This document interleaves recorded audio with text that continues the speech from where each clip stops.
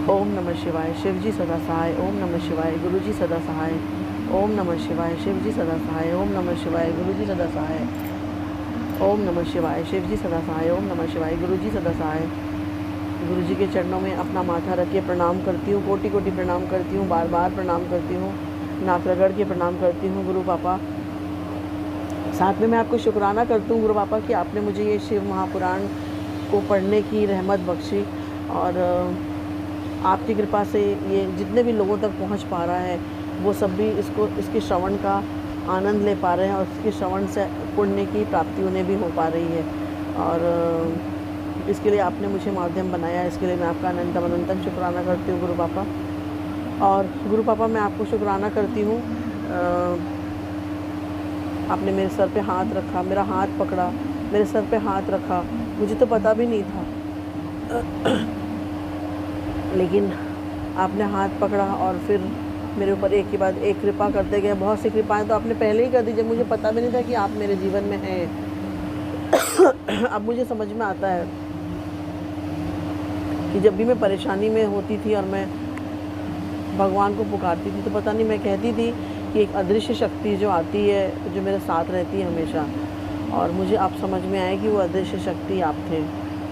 और गुरु पापा आपका अनंतम अनंतम शुक्राना, आपने मेरे जीवन से अंधेरा हटा के प्रकाश लेकर के आए। आपने मेरे जीवन में पता नहीं कितनों ने बुरी नज़रें लगा रखी थी, ब्लैक मैजिक किया हुआ था, सबको ख़त्म किया, स्वप्न में दिखाया, चेहरा दिखाया, मैजिक ब्लैक मैजिक ख़त्म किया वो दिखाया, और किससे मुझे सावधान रहना चाहिए वो सब कुछ दिखाया।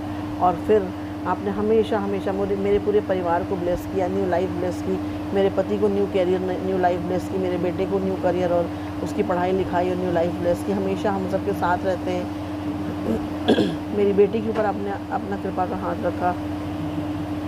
इन सब के लिए आपका अनंतम अनंतम अनंतम शुक्राना गुरु पापा। आपने हमारे घर के बाहर पहरा बिठा के रखा है, इसके लिए आपका अनंतम अनंतम शुक्राना गुरु पापा, अनंतम अनंतम शुक्राना। सभी संगत जी को जय गुरु जी कहते हुए अब मैं श्री शिव महापुराण द्वितीय रुद्र संहिता के द्वितीय खंड सती खंड से 5वें अध्याय का पठन करने जा रही हूँ, और विषय है ब्रह्मा की मानस पुत्री कुमारी संध्या का आख्यान। सूत जी बोले, हे महर्षियों, ब्रह्मा जी के इस वचन को सुनकर मुनि श्रेष्ठ नारद प्रसन्नचित होकर शंकर जी का स्मरण करके आनंद पूर्वक कहने लगे। नारद जी बोले, हे ब्रह्मन, हे विदे, हे विष्णु शिष्य, हे महाभाग, हे महामते, आपने शिव जी की अद्भुत लीला का वर्णन किया।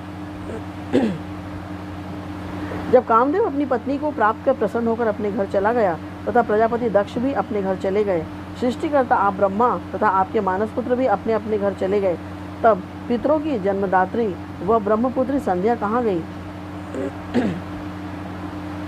उसने क्या किया और उसका विवाह किस पुरुष के साथ हुआ? इन सब बातों को और संध्या के चरित्र को विशेष रूप से कहिए। सूत जी बोले, तत्ववेत्ता ब्रह्मदेव परम बुद्धिमान देवर्षि नारद के इस वचन को सुनकर भक्तिपूर्वक शंकर जी का स्मरण करके कहने लगे। ब्रह्मा जी बोले, हे मुने, संध्या का संपूर्ण शुभ चरित्र सुनिए, जिसे सुनकर हे मुने सभी स्त्रियां पतिव्रता होती हैं। वह संध्या जो पूर्व काल में मेरे मन से उत्पन्न हुई थी, वही तपस्या कर शरीर छोड़ने के बाद अरुंधति हुई। उस बुद्धिमती तथा उत्तम व्रत करने वाली संध्या ने मुनि श्रेष्ठ मेधा तिथि की कन्या के रूप में जन्म ग्रहण कर ब्रह्मा विष्णु तथा महेश्वर के वचनों से महात्मा वशिष्ठ का अपने पति के रूप में वर्ण किया। वह श्रेष्ठ पतिव्रता, वंदनीय, पूजनीय तथा दया की प्रतिमूर्ति थी। नारद जी बोले, हे ब्रह्मन, उस संध्या ने क्यों कहा तथा किस उद्देश्य से तप किया? किस प्रकार वह अपना शरीर त्याग करके मेधा तिथि की कन्या हुई, और उसने किस प्रकार ब्रह्मा विष्णु तथा शिव के द्वारा बताए गए उत्तम व्रत वाले महात्मा वशिष्ठ को अपना पति स्वीकार किया? हे पितामह, इसे सुनने की मेरी बड़ी उत्सुकता है, अतः सुनने की इच्छा वाले मुझसे अरुंधति के चरित्र का विस्तार पूर्वक ठीक ठीक वर्णन कीजिए। ब्रह्मा जी बोले, हे नारद, पहले अपनी पुत्री संध्या को देखकर मेरा मन काम से आकृष्ट हो गया, किंतु बाद में शिव के भय से मैंने उसे छोड़ दिया।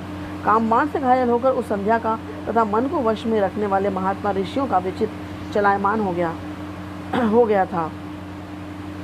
उस समय मेरे प्रति कहे गए शिव जी के उपहास युक्त वचन को सुनकर और ऋषियों के प्रति अपने चित्त को मर्यादा छोड़कर चलायमान देखकर तथा बार बार मुनियों को मोहित करने वाले उस प्रकार के भावों को देखकर वह संध्या विवाह के लिए स्वयं अत्यंत दुखी हुई। हे मुने, कामदेव को शाप देकर जब मैं अंतर्ध्यान हो गया एवं शिवजी अपने स्थान कैलाश को चले गए, उस समय हे मुनि सत्तम, वह मेरी पुत्री संध्या क्षुब्ध होकर कुछ विचार करके ध्यानमग्न हो गई। वह मनस्विनी संध्या कुछ देर तक अपने पूर्व वृत्त का स्मरण करती हुई उस समय यथोचित रूप से यह विचार करने लगी। संध्या बोली, मेरे पिता ने उत्पन्न होते ही मुझ युवती को देखकर काम से प्रेरित होकर अनुराग पूर्वक मुझे प्राप्त करने की अभिलाषा की। इसी प्रकार आत्म तत्वज्ञ ब्रह्मदेव के मानस पुत्रों ने भी मुझे देखकर अपना मन मर्यादा से रहित कर कामाभिलाष से युक्त कर लिया। इस दुरात्मा कामदेव ने मेरे भी चित्त को मत डाला, जिससे सभी मुनियों को देखकर मेरा मन बहुत चंचल हो गया। इस पाप का फल कामदेव ने स्वयं पाया कि शंकर जी के सामने कुपित होकर ब्रह्मा जी ने उसे शाप दे दिया। मैं पापनी भी इस पाप का फल पाऊंगी, अतः उस पाप से शुद्ध होने के लिए मैं भी कोई साधन करना चाहती हूँ, क्योंकि मुझे देखकर मेरे पिता तथा सभी भाई प्रत्यक्ष रूप से काम भाव पूर्वक मेरी अभिलाषा करने लगे। अतः मुझसे बढ़कर कोई पापिनी नहीं है। उन सबको देखकर मुझ में भी अमर्यादित रूप से काम भाव उत्पन्न हो गया और मैं भी अपने पिता तथा सभी भाइयों में पति के समान भावना करने लगी। अब मैं इस पाप का प्रायश्चित करूंगी और वेद मार्ग के अनुसार अपने शरीर को अग्नि में हवन कर दूंगी। मैं इस भूतल पर एक मर्यादा स्थापित करूंगी, जिससे कि शरीरधारी उत्पन्न होते ही काम भाव से युक्त न हो। इसके लिए मैं परम कठोर तप करके उस मर्यादा को स्थापित करूंगी और बाद में अपना शरीर छोड़ूंगी। मेरे जिस शरीर में मेरे पिता एवं भाइयों ने कामाभिलाष किया, उस शरीर से अब कोई प्रयोजन नहीं।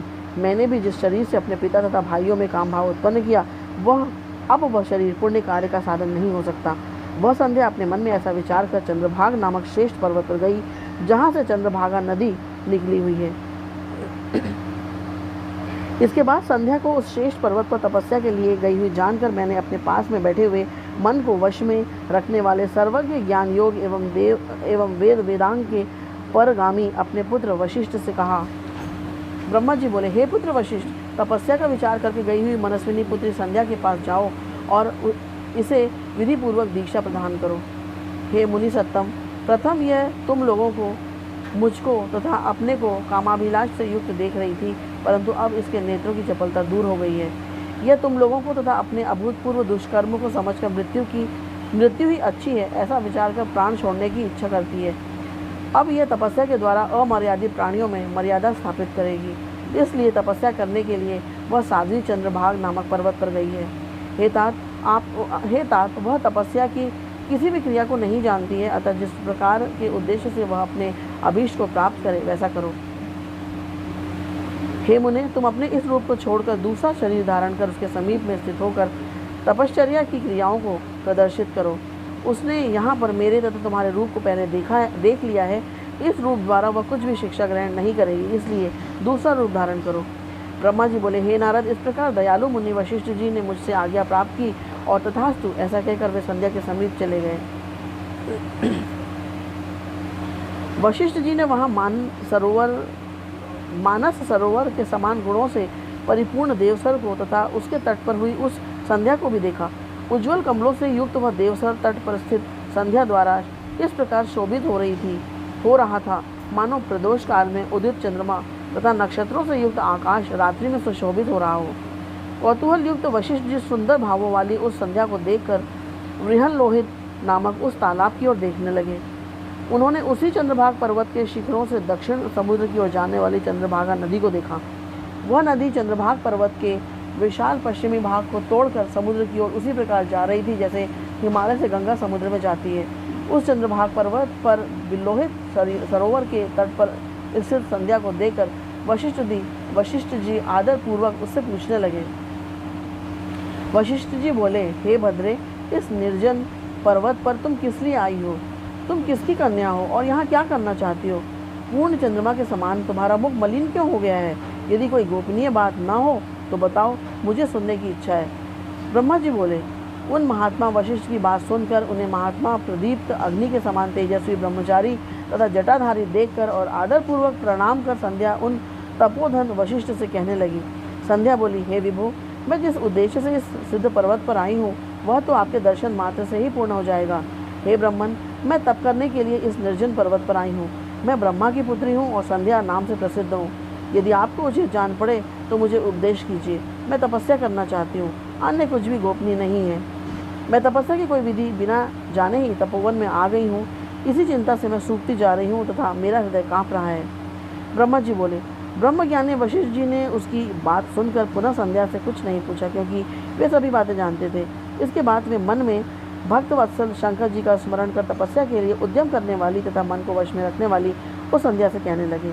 वशिष्ठ जी बोले, हे देवी, जो महान तेज स्वरूप, महान तप तथा परम आराध्य हैं, उन शंभु का मन में ध्यान करो।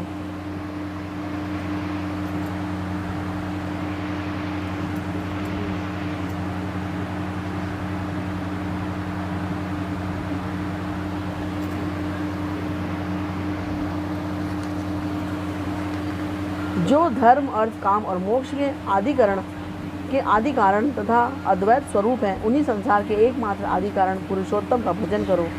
हे शुभानने, तुम इस मंत्र को देवेश्वर शंभु का भजन करो। तुम इस मंत्र से देवेश्वर शंभु का भजन करो, उससे तुम्हें समस्त पदार्थों की प्राप्ति हो जाएगी, इसमें संदेह नहीं है। ओम नमः शंकराय ओम। इस मंत्र से मौन होकर इस प्रकार तपस्या का प्रारंभ करो। विशेष विधि तुमको बता रहा हूँ, सुनो। मौन होकर स्नान तथा मौन होकर सदाशिव की पूजा करनी चाहिए। प्रथम दोनों षष्ठकालों में जल का आहार कर तीसरे षष्ठकाल में उपवास करें। इस प्रकार षष्ठकालिक क्रिया तपस्या की समाप्ति पर्यंत करनी चाहिए। हे देवी, इसका नाम मौन तपस्या है। इसे करने से ये ब्रह्मचर्य का फल प्रदान करने वाली तथा सभी अभीष्ट फल प्रदान करने वाली है। यह सत्य है, इसमें संदेह नहीं है। इस प्रकार चित्त में विचार करके सदाशिव का गहन चिंतन करो। ऐसा करने से वे तुम्हारे ऊपर प्रसन्न होकर शीघ्र ही अभीष्ट फल प्रदान करेंगे। ब्रह्मा जी बोले। इस प्रकार मुनि वशिष्ठ वहाँ बैठकर संध्या को तपस्या की यथोचित विधि बताकर अंतर्ध्यान हो गए।